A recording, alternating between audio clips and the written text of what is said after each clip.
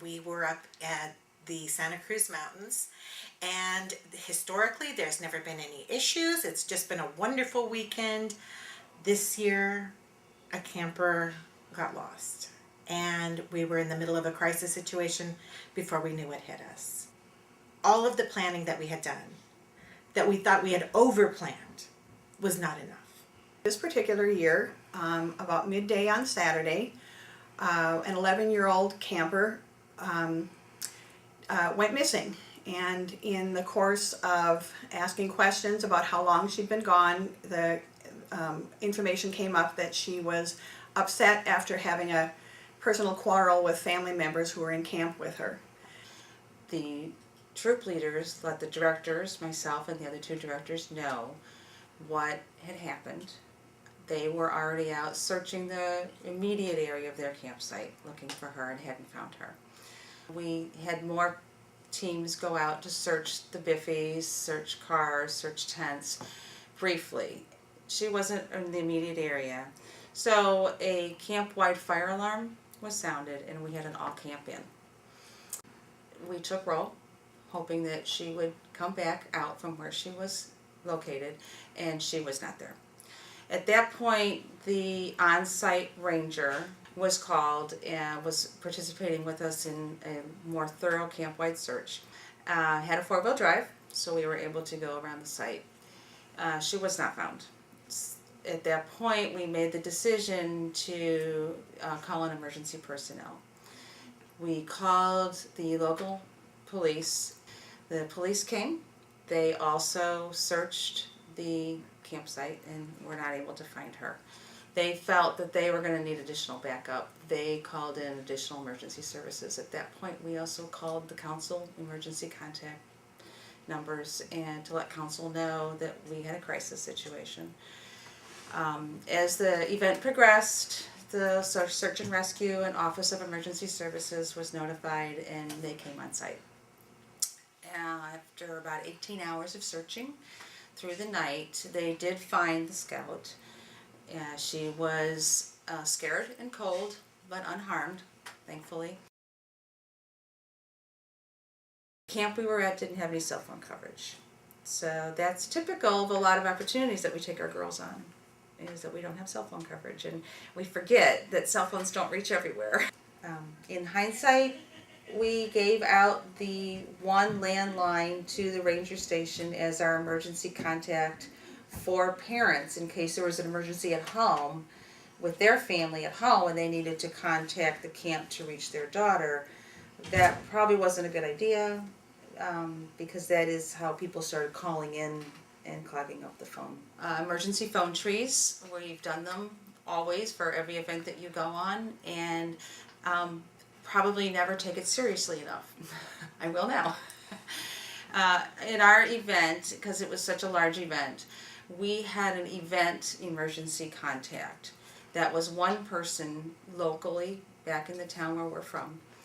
That person had emergency contact numbers for every troop that was involved at the event. The local news was running a story about a missing camper at a Girl Scout event up in the mountains. We did not want families to panic and to worry and to drive up to camp to find out if it was their daughter. So we made a decision at 11 o'clock at night to call our event emergency contact person. When you have to activate your emergency phone tree system, it's a great idea to have a script prepared ahead of time of exactly what you plan to say. Give clear and accurate information. Think ahead about what people will want to know. Don't give out any personal information, especially last names of any people involved. It is a great idea, though, to reassure parents whose girls are not involved in the emergencies. While you sit at your desk and you think about all the bad things that can happen, you can think about it and come back to it and come up with the best possible solution when you're in the middle of a crisis. You don't have that 3 hours to wonder, well, should we do it this way? Should we do it that way? You're just making decisions and you just keep going and you pray that in the end it was the best decision. Planning. You can't have too many plans. You can't have too many phone numbers. That and making sure that there are everyone else, especially at the adult level, is aware of what those plans are. People often laugh at the amount of planning that goes into large group events, but in the event of emergency, it's really necessary, and you want it there at your fingertips. All adults present, whether leaders or first-time parent volunteers, should be familiar with Girl Scouts of Northern California's emergency plan found in the Council Resource Guide. Every adult present should also have an emergency card with the Council's 1-800 number in case they should suddenly find themselves the adult in charge during an emergency. This will put them in touch with a staff member who's been trained in handling emergency situations. Having plans in place to check equipment, to know the terrain really well, and that would involve checking walkie-talkies ahead of time, making sure they really do work in the terrain that was when you've got mountains and hills and tall redwood trees. Things that you thought were going to work turn out not to be as reliable, and that can hamper you particularly in a crisis situation. Same thing goes with any of the other equipment that might be used. You can't count on anything that's on site being available and working. So you might do mini dry runs in a sense, checking out to make sure that on-site phone works, that kind of thing. And as much as we laugh and deride at times the Girl Scout training process, the training is there to give you the basis to make good decisions. And when you make the good decisions, you give yourself a pat on the back and a break. I think the other piece that was important for me to learn was how to deal with the press. I'd never had any experience dealing with the press.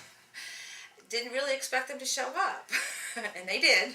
Training was really important. I knew from Girl Scout training that we were not allowed to interface with the press directly. We had been in contact already with the council representative. We weren't going to talk to the press. It was an interesting experience to find out that the police and the emergency services personnel have an information officer. That is your liaison with the press. You can tell that officer what you want to say and have them handle it with the press. That was very helpful. His recommendation, which I thought was great, was that he just had a perimeter of an area where the press could stay. I told him I did not want the press to roam the site. The press would not be allowed to take video of any person on site. They were not allowed to talk to campers. They were not allowed to talk to children or adults. And his recommendation was to keep them in an area over here. Before your event, download several copies of the Girl Scouts of Northern California Media Information Sheet to hand out to members of the media. It clearly defines who they may speak with, where they can go, who can be photographed or recorded, and it also gives them some guidelines on exactly why you're not speaking with them. In this situation, we walked from site to site to site to give leaders updates on the crisis that was happening. They were very interested to know what was happening, and that communication helped them stay more calm. As the leaders stayed more calm, they were able to be more calm with the girls that they were camping with. I think it would be really helpful ahead of time to have planned a location and a time to meet with leaders, so that not all the adults in camp but the troop leaders can get updates from the directors on anything that's going on, whether there's a crisis or not. You know, this has been changed, this is going to be a little bit different, campfire is going to run a little differently tonight, just to keep leaders informed on everything. In the middle of the night, I had to find each leader. We had to move cars. There were additional emergency personnel coming in. We needed to move the cars we had parked near the lodge off-site and create more room for a staging area for search parties. In the middle of the night, I'm knocking on tents. Is there an adult in this tent? Trying to find the troop leaders. The troop leaders did an amazing job. I give them a lot of credit for keeping camp running as smoothly as it did.